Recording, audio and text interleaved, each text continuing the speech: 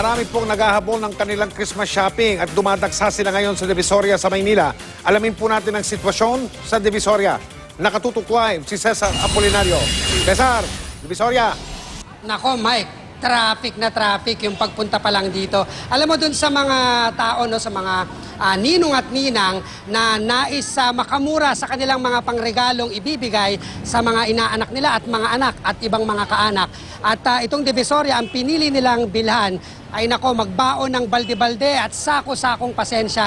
Samahan nyo na rin po ng tubig na malamig dahil talagang parang pinitensya ang pagpunta rito.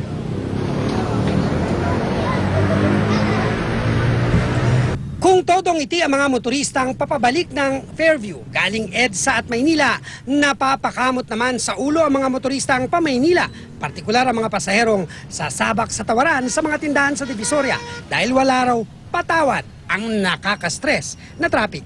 Dahil uling Biyernes bago ang Pasko, mula umaga hanggang hapon, ganito kabigat ang traffic ng mga umaasa sa bagsak presyong bilihan sa Maynila. Pero tila baliwala sa ilang nakausap namin. Sumasakit na sa kakahintay pala ng nakakahilo na. Pag yung naghihintay ng sasakyan. Bakit doon pa rin kayo mamimili sa Divisoria? Kahit pa paano, nakamura ka din ng konti, lalo na pag yung konti lang yung pera mo. No, matagal bago makarating. Mga ilang oras po ang binubuno nyo?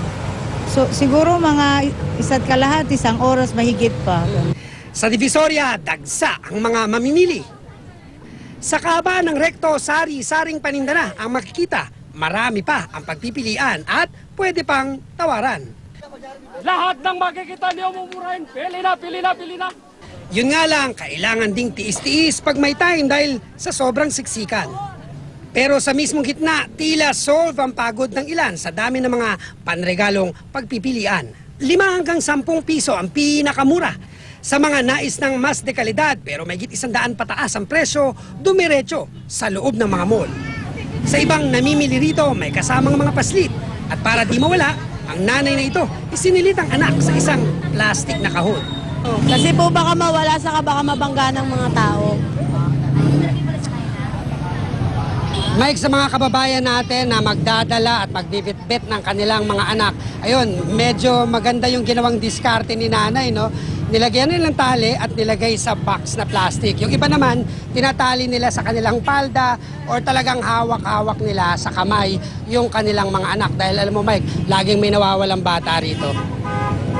Cesar, para sa kalinawan ng mga hindi pa nagpupunta dyan pero may balak at tinataon yung oras ng pagpunta dyan para maiwasan yung sinasabi mong matinding traffic papunta dyan sa Divisoria, hanggang anong oras nakabukas yung mga pwesto dyan? Pamurnigan na ba yan sa puntong ito o hindi pa, Cesar?